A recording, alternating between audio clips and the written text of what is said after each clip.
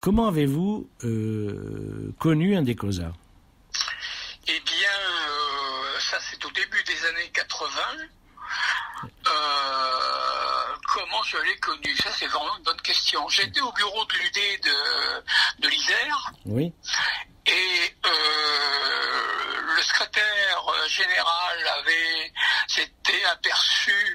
aperçu qu'il y avait Indecosa. Et donc, on m'a confié l'objectif de mettre en place Indecosa. Donc, j'ai fait en sorte de trouver des membres du CA, etc.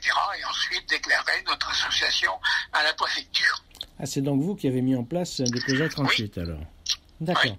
Alors, les activités d'Indecosa dans un département comme l'Isère, comment ça se passe? Écoutez, comment ça se passe? Moi, ça fait 2005 que je suis plus là. Oui. Comment ça se passait alors? Comment ça se passait, voilà. Bon, on avait des jours réservés aux gens pour qu'ils viennent à la Bourse du Travail. Et puis, on a travaillé, enfin, j'ai travaillé au début avec des militants CGT de Rossignol sur la fabrication des prix. Et donc Rossignol, c'est le ski. Oui. Et donc on a essayé de montrer comment un prix était formé, etc., etc. Ça a mis du temps. Mais on y est arrivé. C'est paru dans le journal local, c'est-à-dire le Dauphiné Libéré. Ensuite, on a eu l'Humanité aussi qui a refait un petit papier. Alors je me rappelle plus si c'est 1 mois ou 2 mois après. Et puis donc on a continué de mettre en place Indecosa. On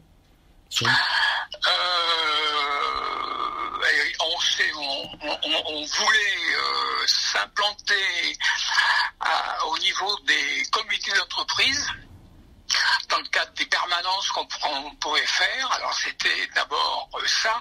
Là, il a fallu attendre les années 95. Parce que il fallait être libre et pouvoir le faire. Alors en 95,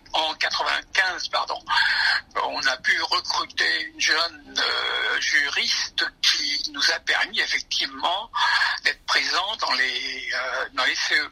Mais on n'a pas pu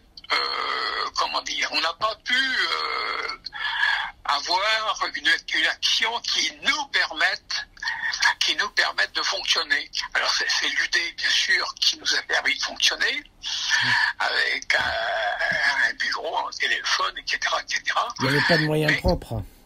On n'avait pas très peu de moyens propres. Alors c'était la direction à l'époque, c'était la DCCRR, Direction départementale de la concurrence et de la consommation. Donc on faisait partie des associations de l'Isère qui étaient susceptibles de faire de la consommation, comme la plus grande, paraît-il, l'UFC Que Choisir. Oui. Et puis petit à petit, on a pu effectivement mieux s'implanter. On a mis en place un bureau en particulier qui se réunissait une fois tous les 15 jours. Mais je ne vous cache pas que c'était pas simple. Oui, j'imagine. Ça n'était pas simple du tout. Et Indecosa CGT, c'était peut-être pas toujours la bienvenue partout. Tout à fait. Et pour rien vous cacher, nous n'étions pas la bienvenue chez nos amis de la CNL. Mais bon. Il y a une forme de concurrence? Ouais, une forme. Et sinon, sur les préoccupations générales que rencontre l'association, vous citeriez lesquelles? Il y a la consommation, évidemment, la formation des prix. Oui, c'est la consommation, on a essayé de travailler sur les appartements dans le cadre Ah oui. Du logement qu'on appelle social, mais que moi j'appelle public. Oui. Et c'est là que nous avons eu quelques difficultés avec nos amis des CNL. D'accord. Ah oui. Il a fallu attendre des lustres que je sois parti pour qu'enfin l'UD se décide de présenter des candidats, un des COSA CGT dans les listes des personnes qui ont habité les HLM. Ça fait partie un peu des objectifs d'Indecosa, d'avoir des représentants au sein des bailleurs sociaux. Alors, après, moi j'ai été dans les années 83-84, après la conférence de presse là, sur la formation des prix, le secrétaire général au niveau national m'a sollicité pour que j'apporte ma pierre à l'édifice, quoi. Mais c'est vrai qu'on a eu beaucoup de problèmes par rapport à ça. Et puis la vie a continué. Et maintenant, on a aussi des élus dans le logement public dans l'Isère. Oui, Alors, ça fait une entrée d'argent qui nous permet d'être libres de nos activités. Oui. Donc c'est une chose.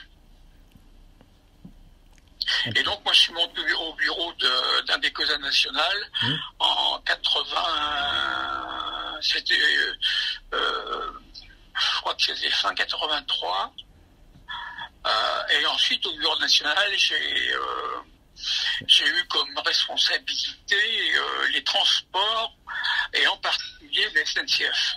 Ah oui. Donc je montais presque pas toutes les semaines, mais au moins 2 fois dans le mois, aux réunions organisées par la direction nationale de la SNCF. Un sujet brûlant.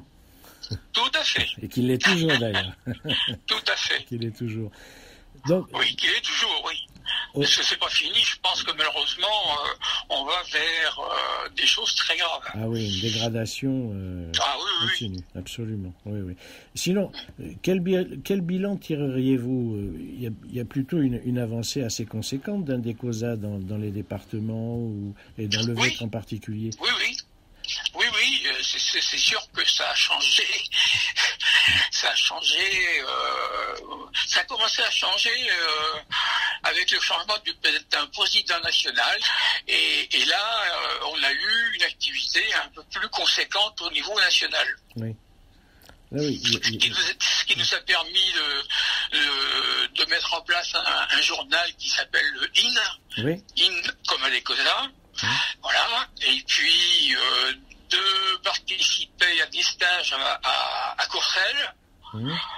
Voilà. Et ici on était coincé parce que on avait très peu de moyens. Comment vous avez communiqué dans votre département Indecosa? Alors